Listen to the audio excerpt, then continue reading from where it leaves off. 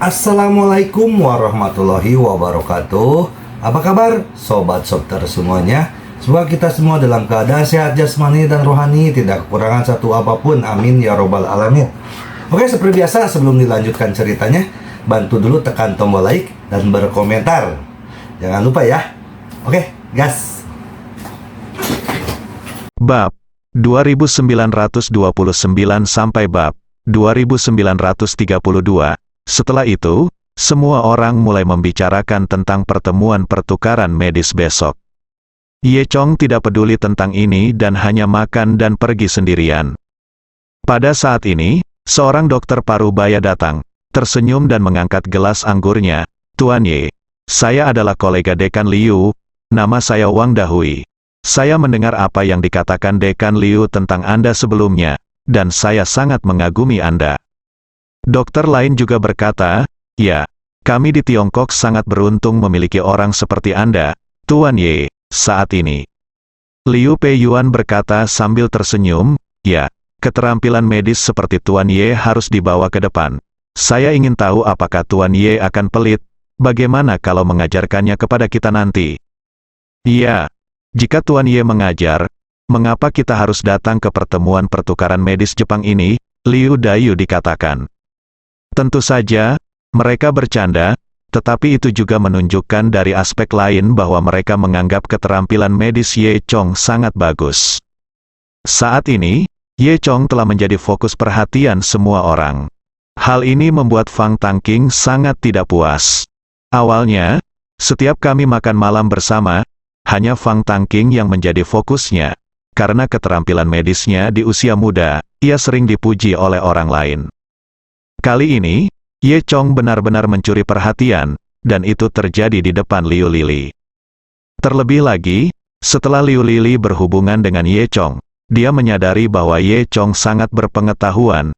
Melihat Ye Chong sekarang, dia hampir memujanya. Hal ini membuat Fang Tangking semakin tidak senang. Dia menahan api di dalam hatinya tetapi tidak berani meledak. Yiku Yue Ye Chong hanya tersenyum tipis mendengar lelucon semua orang. Kemudian, Ye Chong bertanya dengan bingung, "Apakah pertemuan pertukaran medis Jepang ini sangat penting? Apakah layak bagi banyak dari kita untuk hadir? Tampaknya Anda sangat mementingkan hal itu, Ye Chong datang ke sini hanya untuk membunuh orang, dan Liu Peiyuan dan yang lainnya memang ada di sini untuk pertemuan pertukaran medis." Mendengar ini, Liu Peiyuan mula-mula menghela nafas dan berkata, "Ya, meskipun kami tidak mau, kami harus mengakui bahwa keterampilan medis Jepang memiliki prestasi besar dalam tubuh manusia, prestasi mereka ini tidak cukup. Selama perang, mereka, para binatang buas ini, menggunakan data yang diperoleh dengan melakukan eksperimen in vivo pada rakyat kita. Sekarang data tersebut telah menjadi sumber daya mereka yang paling berharga. Bukankah Jepang mengandalkan data ini untuk menjadi begitu maju dalam bidang kedokteran?" Liu Da kata dengan tidak puas. Saat ini, suasana santai tadi sudah tidak ada lagi. Dokter parubaya yang berbicara dengan Ye Chong sebelumnya mengatakan, "Sebenarnya, pada setiap pertemuan pertukaran medis, komunitas medis Jepang akan mengambil materi ini dan mempermalukan kami. Kami orang-orang dipermalukan setiap saat, tubuh saya benar-benar memar." Dia ucapnya sambil mengertakkan gigi dan menghancurkan meja. "Hei, tidak ada yang bisa kita lakukan. Setiap kali kita datang ke pertemuan pertukaran medis, kita bisa mendapatkan beberapa informasi yang relevan. Inilah tujuan kedatangan kita ke sini," kata Liu Dayu. Ye Chong bertanya dengan rasa ingin tahu, "Oh, sedikit informasi." Liu Da mengangguk dan berkata, "Ya, Jepang akan mengungkapkan beberapa data setiap saat. Meskipun ini adalah setetes air bagi mereka, itu juga sangat penting bagi kami. Ini berguna. Kami tidak punya pilihan selain menanggung hinaan dan mendapatkan informasi ini." Komunitas medis Jepang telah lama berselisih dengan komunitas medis Tiongkok. Mereka melakukan ini hanya untuk mempermalukan kami setahun sekali. Dokter parubaya kata benci. Ye Chong bertanya, "Jadi, berapa banyak informasi relevan yang Anda peroleh sekarang?" Sungguh menyedihkan, Liu Dayu berkata, "Menurut tingkat pengungkapan negara Jepang, cukup bagi mereka untuk mengungkapkannya selama 500 tahun. Ye Chong mendengarkan. Setelah selesai, dia juga mendengus dingin. Pada saat ini, Liu Peiyuan berkata, "Tuan Ye, Anda masih muda dan energi, dan ini adalah pertama kalinya Anda berpartisipasi dalam acara ini. Jadi Anda masih harus berhati-hati dan jangan biarkan mereka menangkap apapun." Liu Peiyuan kata-katanya juga benar. Berikan vaksinasi pada Ye Chong terlebih dahulu. Ye Chong tersenyum dan berkata, "Tidak masalah. Jangan khawatir, pertemuan pertukaran medis tahun ini pasti akan berbeda dari masa lalu." Semua orang berbicara dan jatuh ke dalam suasana yang membosankan. Akhirnya, semua orang hampir selesai makan, dan beberapa orang tua sedang mengobrol di sana. Pada saat ini, Liu Lili menarik gadis lain di sebelahnya dan berkata, "Ini kunjungan yang jarang ke kota Tao Qiao berbelanja." Gadis itu juga menjadi tertarik setelah mendengar ini. Liu Lili memandang Liu Dayu. Liu Dayu terkekeh dan berkata, "Baiklah, kalian anak muda hanya suka bermain. Jadi pergilah bersama Tuan Ye. Jika tidak akan aman bagi kalian berdua untuk bersama." Liu Lili sangat gembira. Dan segera menghampiri dan menghadap Ye Chong berkedip dan berkata, "Ayo pergi bersama." Ye Chong menggelengkan kepalanya, "Aku tidak mau pergi." Liu Lili berkata dengan genit, "Oh, Ye Chong, mengapa kamu begitu kecewa? Kami hanya seorang beberapa anak muda, tentu saja kita akan pergi bersama, lindungi saja kami." "Haha, ya, Tuan Ye, tidak pantas bagi kalian anak muda untuk bersama orang tua seperti kami. Jadi silakan," Liu Dayu juga kata. Ye Chong masih ragu-ragu, tapi Liu Lili menyeret Ye Chong dan berjalan keluar bersama. Melihat ketiga orang itu keluar, semua lelaki tua itu tertawa. "Haha, Liu Dayu, saya dapat melihat bahwa Anda memiliki motif egois. Apakah Anda ingin Tuan Ye menjadi cucu ipar Anda?" Liu Peiyuan bercanda. Liu Dayu tertawa. Ada 4 orang muda dalam kelompok yang melakukan perjalanan kali ini. Liu Lili dan seorang gadis lain bernama Wang Yue, serta Ye Chong dan Fang Tangking.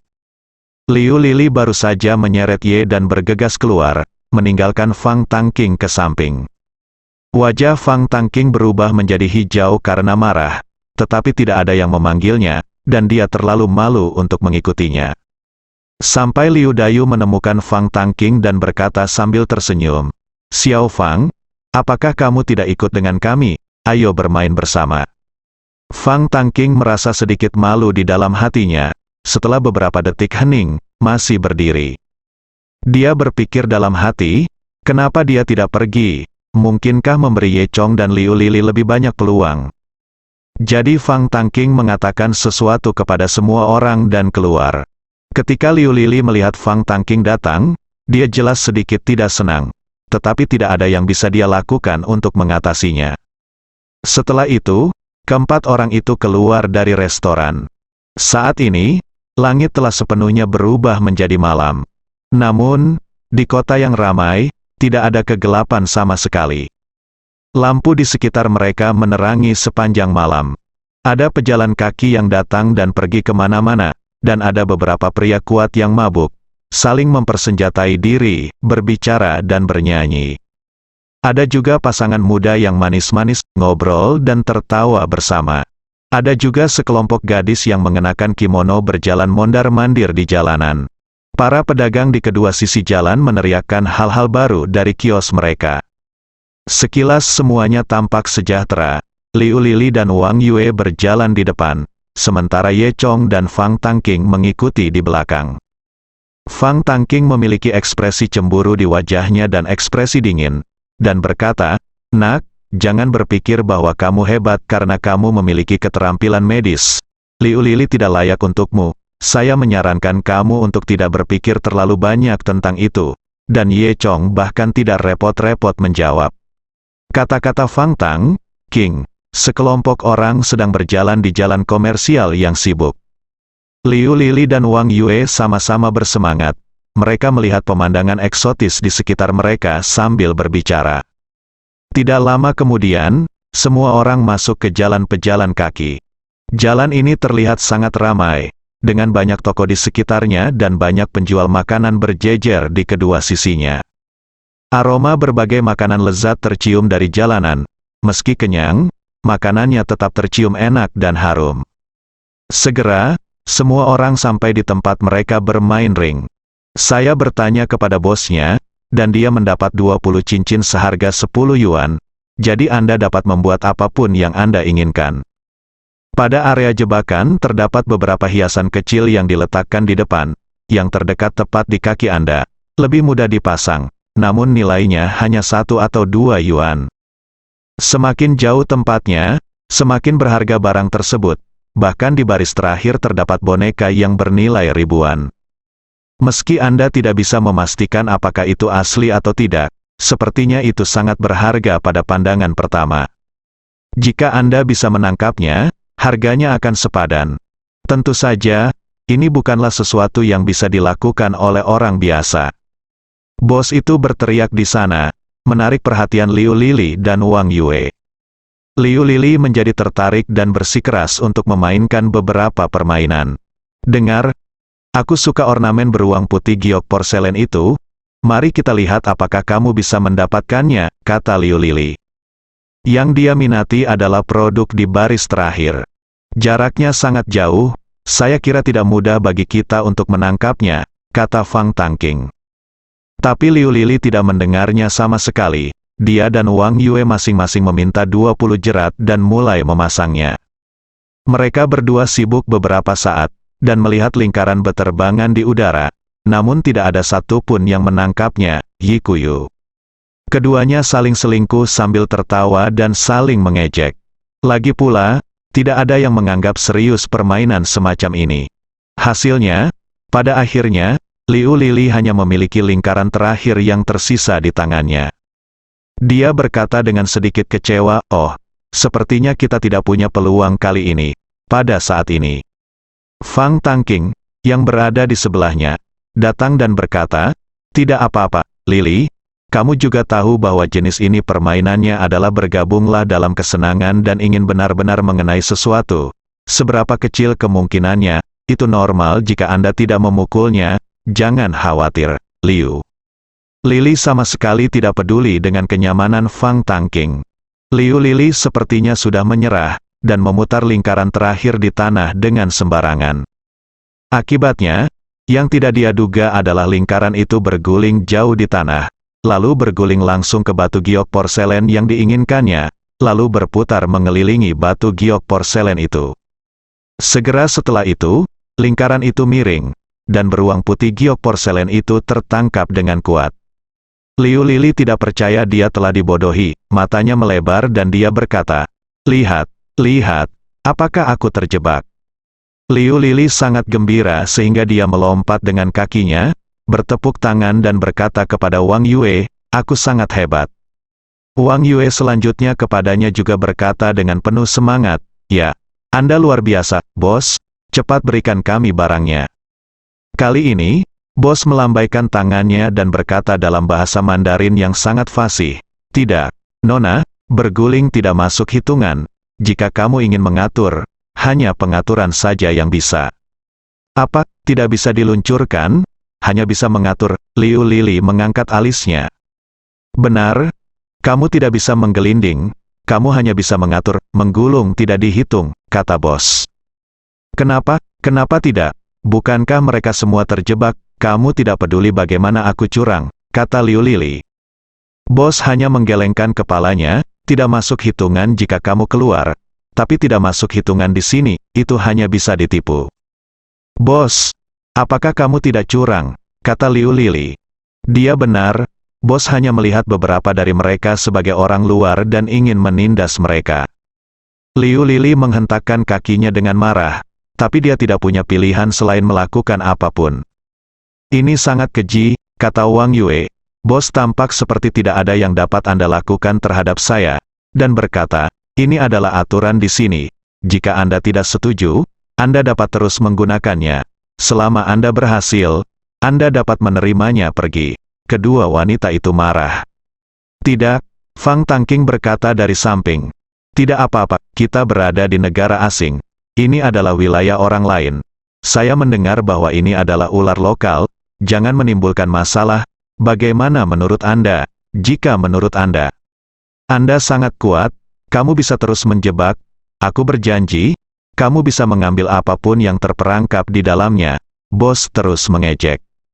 Oke, bos, aku mau 100, kata Ye Chong. Apa, kamu mau 100? Bos memandang Ye Chong dengan heran.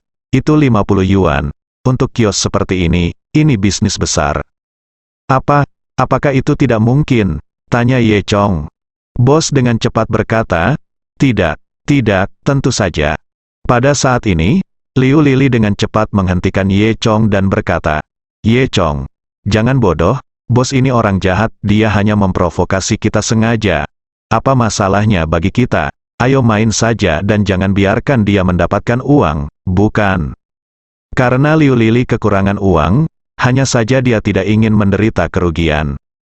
Ye Chong tersenyum pada Liu Lili dan berkata, jangan khawatir, mari kita lihat bagaimana saya menghadapinya. Fang Tangking, yang berada di sebelahnya, mulai melontarkan komentar sinis. Apakah saya mengatakan Anda bodoh? Bos ini adalah jelas-jelas mencoba memotivasimu untuk membelanjakan uang. Ini kamu sangat bodoh. Kamu hanya mempermalukan kami.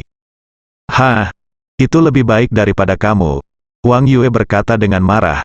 Omong-omong, apa yang dapat kamu lakukan? Kamu tidak melakukan apa saja. Kamu hanya tahu bagaimana melakukannya. Sangat pemalu. Ye Chong sama sekali tidak menganggap serius kata-kata Fang Tangking. Kemudian, Ye Chong mengambil alih lingkaran tersebut. Ketika Liu Lili hendak mengatakan sesuatu, Ye Chong mengambil sebuah lingkaran, menjentikkannya keluar, dan langsung memukul beruang putih giok porselen di baris terakhir. Serangkaian gerakannya bersih dan rapi, tanpa ada kecerobohan. Tidak sampai beberapa detik kemudian bosnya, Liu Lili dan yang lainnya bereaksi. Wow, Ye Chong, kamu benar-benar sukses, Liu Lili berkata dengan penuh semangat. Ye Chong, itu luar biasa, Wang Yue juga berkata, hei, bos, apa lagi yang ingin kamu katakan kali ini? Kali ini, semua orang melihat bahwa mereka memang terjebak, dan bos tidak bisa berkata-kata. Saat ini, semakin banyak orang berkumpul, dengan banyaknya orang yang menonton, bos tidak bisa lagi bertindak tanpa malu-malu. Dia tidak punya pilihan selain mengangguk dan berkata, oke, kamu beruntung. Setelah mengatakan itu, bos membawa beruang putih giok porselen dan memberikannya kepada Liu Lili. Liu Lili sangat gembira, Ye Chong, kamu sangat hebat. Tapi bosnya merasa geli di dalam hatinya, bodoh, batu giok porselen palsu sangat bahagia dan ingin bermain denganku, kamu terlalu muda. Dia berpikir untuk diri, faktanya, harga pembelian beruang putih giok porselen ini hanya 40 yuan. Oleh karena itu, bahkan jika keberuntungan Ye Chong menangkap beruang putih porselen, bosnya tetap akan menghasilkan uang. Namun, yang tidak diharapkan bosnya adalah Ye Chong tidak berhenti di situ. Saya melihatnya terus melempar lingkaran kedua, dan memukul gelas air kelas atas di baris terakhir. Lalu yang ketiga, keempat, dan 5, setiap kali dia melempar lingkaran, dia bisa mengenai satu, dan semuanya, barang termahal di baris terakhir. Akibatnya, setelah menggunakan kurang dari 30 lingkaran, Ye Chong sudah menjebak semuanya di baris terakhir. Semua orang tercengang, Ye Chong, kamu sebenarnya adalah dewa lingkaran, kamu sangat kuat, kamu selalu mencapai target, Wang Yue berkata dengan kagum. Ye Chong tersenyum sedikit, menyentuh hidungnya dan berkata, tentu saja, saya bermain di rumah setiap hari, apa artinya ini? Bos hampir menangis di dalam hatinya, dalam waktu kurang dari 30 putaran, dia sudah merampok ratusan orang. Ini masalah besar kali ini, namun, sekarang banyak orang yang mengawasi, dan karena sudah ditipu, bosnya tidak berani berbuat curang lagi. Bos, semua yang ada di atasmu sudah diambil. Cepat ganti baris terakhir. Kita masih perlu mengikatnya, kata Liu Lili. Bosnya sangat tertekan dan berkata dengan cepat, tidak lagi, barang di baris terakhir sudah habis. Anda bisa menggunakan yang di depan, tapi Anda bisa menggunakan yang lain. Bos ini jelas-jelas curang. Ye Chong tidak peduli dan terus membuang jebakan. dan tak lama kemudian semua item di baris kedua hingga terakhir terjebak. Barang-barang di baris ini juga berharga, dan harga gabungannya jauh melebihi nilai 100 lingkaran. Semua ini ditangkap oleh Ye Chong satu persatu. Setiap kali Ye Chong membuat lingkaran, hati bosnya berdarah. Orang-orang di sekitarnya bertepuk tangan dan bertepuk tangan satu demi satu. Pada akhirnya, Ye Chong kehilangan semua 100 jebakannya, dan semua barang berharga di 4 baris terakhir berhasil lolos oleh Ye Chong. Nilai total barang-barang ini diperkirakan sekitar 3.000. Hati bosnya berdarah dan dia hampir menangis. Faktanya, bagi Ye Chong, Liu Lili dan lainnya, mereka tidak peduli dengan sedikit uang ini. Ye Chong tidak puas dengan bos nakal ini, jadi dia menunjukkan tangannya. Melihat pemandangan ini, semua orang kembali bertepuk tangan dan bertepuk tangan. Dan Liu Lili berkata dengan bangga, "Bos, apalagi yang ingin Anda katakan sekarang? Cepat lingkari saya lagi. Kita harus terus bermain, bos." Benar-benar ketakutan kali ini, dan berkata dengan cepat, "Tidak lebih, tidak ada lagi." Liu Lili berkata, "Baiklah, jika Anda tidak memilikinya, Anda tidak memilikinya. Bungkus barang-barang ini dengan cepat, saya ingin mengambilnya." Bos itu mengerutkan bibirnya dan berkata, Saya tidak bertanggung jawab atas kemasannya. Saya tidak akan menghentikan Anda untuk mengambil sebanyak yang Anda mau. Tapi apa yang tidak bisa diambil tetap menjadi milik saya." Mendengar ini, Liu Lili menjadi lebih sadar akan bos nakal itu, dan itu sepertinya bosnya masih menolak menyerah. Memikirkan hal ini, Liu Lili berkata dalam bahasa Jepang, "Halo semuanya, teman-teman yang bertepuk tangan di sini hari ini, Anda mendapat bagian, Anda bisa mendapatkan sendiri barang-barang yang telah kami jebak itu." Bahkan bosnya tidak menyangka bahwa Liu Lili akan melakukannya. Ayo, sudah terlambat ketika dia mencoba menghentikannya. Semua orang dengan senang hati naik untuk mengambilnya sebentar. Alhasil, dalam hitungan detik, barang sang bos pun dengan cepat dirampas. Bos ingin menangis tetapi tidak menangis. Liu Lili merasa lega dan berkata dengan bangga, Mari kita lihat apakah kamu bisa berbisnis dengan serius di masa depan." Kemudian, dia menarik Ye Chong dan Wang Yue pergi.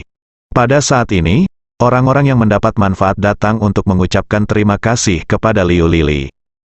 Orang lain memuji Liu Lili, "Nona, pacarmu luar biasa."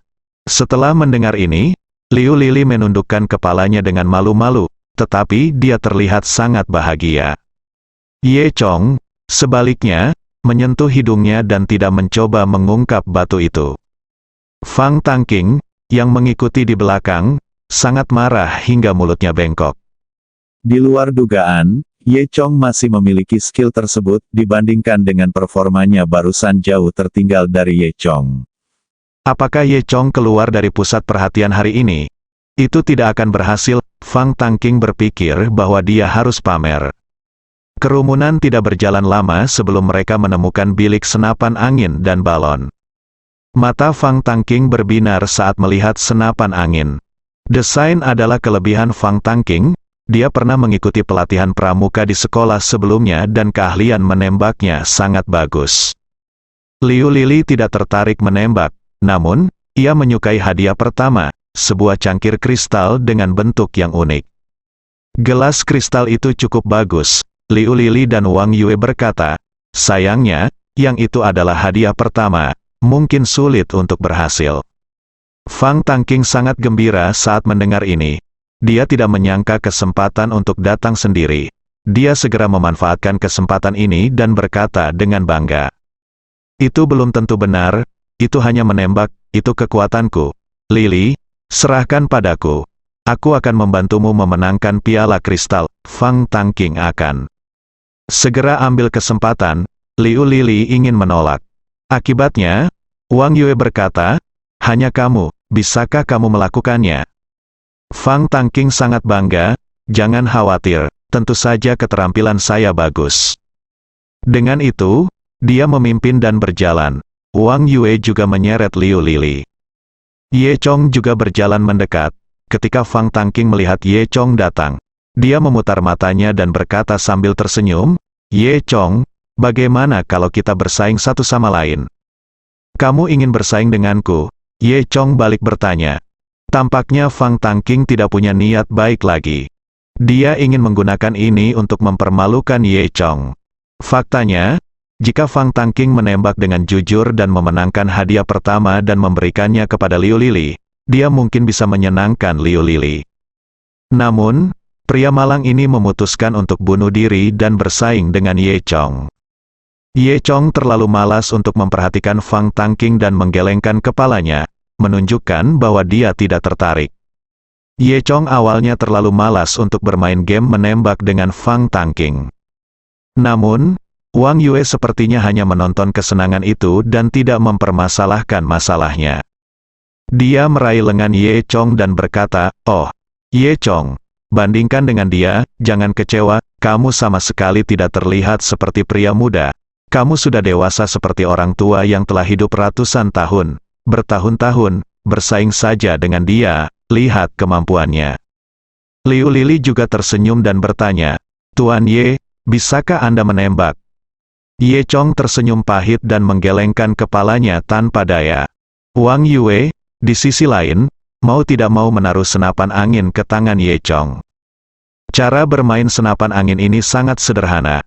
Harganya 20 yuan sekali, total 100 peluru dan 100 balon. Gunakan senapan angin untuk memecahkan balon. Jika 100 balon berhasil dipecahkan, hadiah pertama akan diberikan. Jika 80 balon dipecahkan, hadiah kedua akan diberikan. Jika lebih dari 60 balon dipecahkan, hadiah ketiga akan diberikan, dan seterusnya.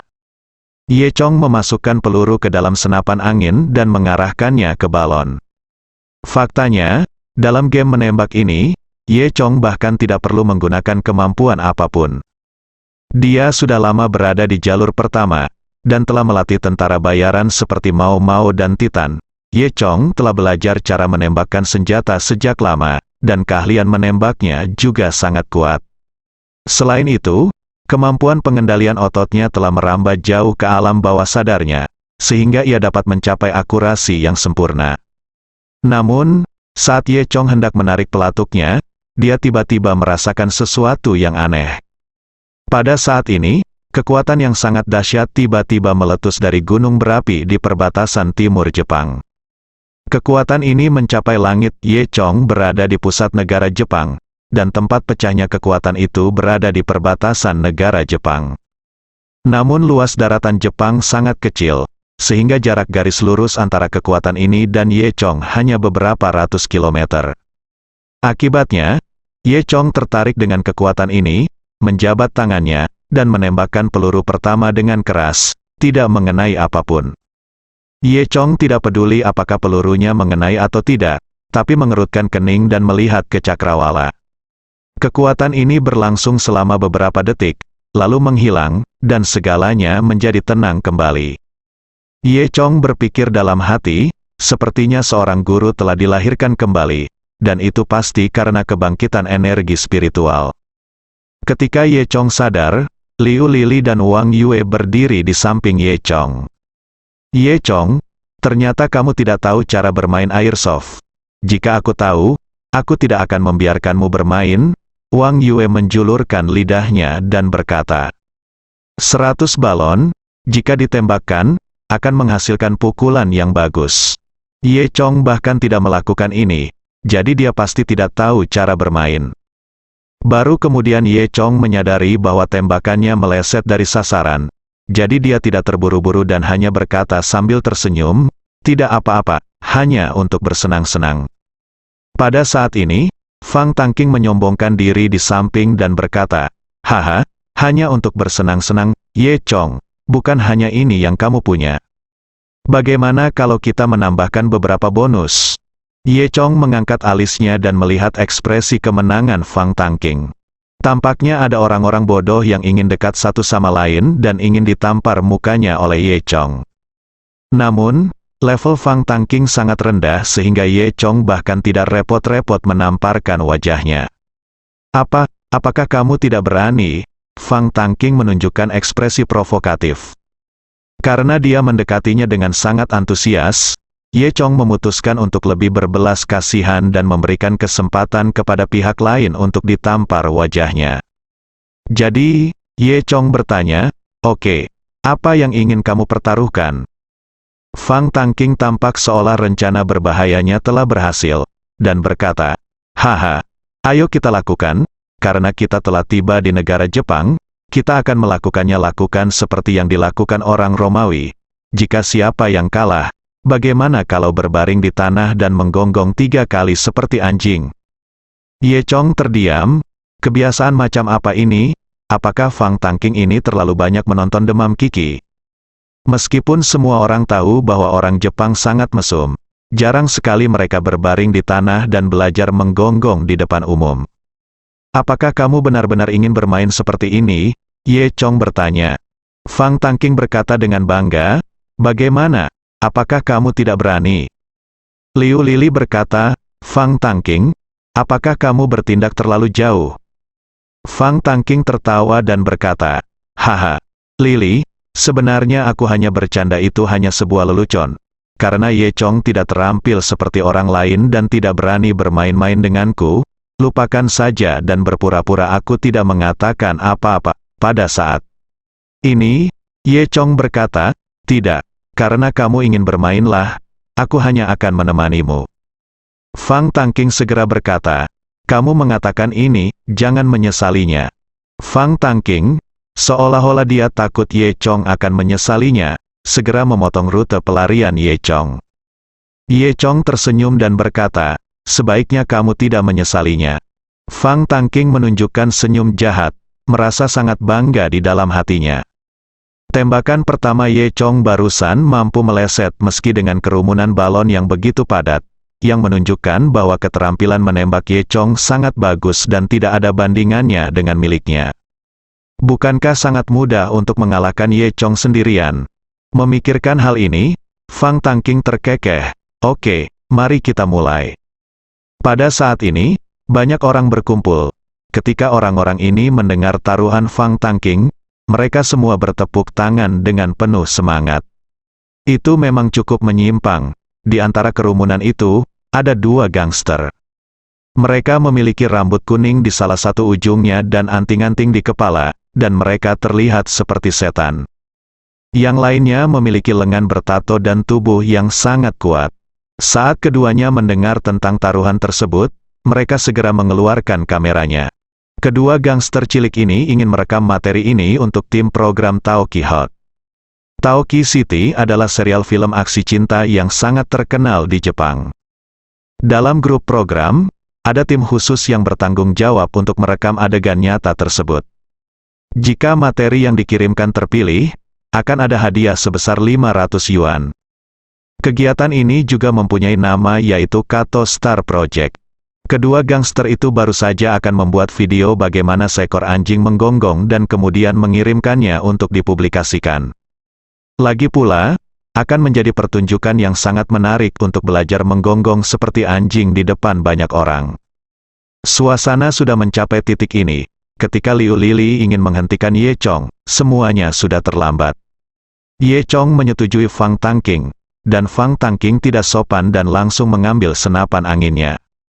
Kemudian, Fang Tangking mulai menembakkan peluru, klik-klik-klik. Fang Tangking ini tidak menyombongkan diri. Kemampuan menembaknya memang sangat bagus. Satu tembakan adalah balon. Terutama pada 50 tembakan pertama, saya selalu tepat sasaran. Ketika jumlah balon semakin sedikit, Fang Tangking mulai membidik dengan hati-hati, dan setiap tembakan membutuhkan waktu lama. Pada akhirnya, sebuah peluru ditembakkan secara tidak sengaja. 100 peluru menghancurkan 99 balon, menyisakan 1 balon yang tidak meledak. Faktanya, senapan angin ini telah dimanipulasi dan dibengkokkan, sehingga dapat mengenai 99 orang, yang sudah dianggap sangat dahsyat. Fang Tangking tersenyum bangga dan memandang Ye Chong. Ye Chong baru saja menembakkan senjata kosong, dan sekarang tersisa 99 peluru. Bahkan jika Ye Chong melakukan semua 99 tembakan, itu hanya seri. Terlebih lagi, Fang Tangking tidak percaya bahwa Ye Chong memiliki kemampuan untuk mencapai target dengan semua sisa peluru. Oleh karena itu, Fang Tangking percaya bahwa dia sudah berada dalam posisi yang tak terkalahkan. Fang Tangking memandang Ye Chong dengan provokatif. Orang yang memahami dengan jelas, bahkan orang Jepang di sekitarnya, merasa bahwa kelakuan Fang Tangking sangat tercela. Namun, karena Ye Chong setuju, tidak ada lagi yang perlu dikatakan. Setelah itu, Ye Chong terlihat dengan tenang menyeka senapan anginnya. Liu Lili menasihati, "Ye Chong, jangan bermain dengannya sekarang. Mari kita lihat apa yang bisa dia lakukan." "Benar, kita tidak akan bermain dengannya lagi. Ayo mainkan yang lain," Wang Yue juga berkata. Tidak masalah. Fang Tangking secara alami tidak puas dengan kedua gadis yang menyukai Ye Chong. Tapi dia masih berpura-pura menjadi pria sejati dan berkata, "Karena kamu tahu kamu tidak bisa melakukannya, tidak apa-apa untuk mengakui kekalahan." Apa yang dikatakan Fang Tangking sebenarnya adalah mengejek Ye Chong. Saat dia berbicara, dia memandang Liu Lili dengan bangga. Fang Tangking berpikir bahwa ketampanan dan keterampilan menembaknya dapat memikat hati Liu Lili. Saat ini, Ye Chong tersenyum dan berkata, "Tidak masalah. Karena kamu berjanji, tentu saja kamu harus melakukannya." Saat dia mengatakan itu, Ye Chong langsung mengangkat senapan angin, dan kemudian menembakkan serangkaian tembakan peluru dengan suara klik-klik. Setiap peluru meledakkan balon. 98 peluru pertama ditembakkan tanpa ada yang meleset, dan pada akhirnya hanya tersisa 1 peluru dan 2 balon bersambung.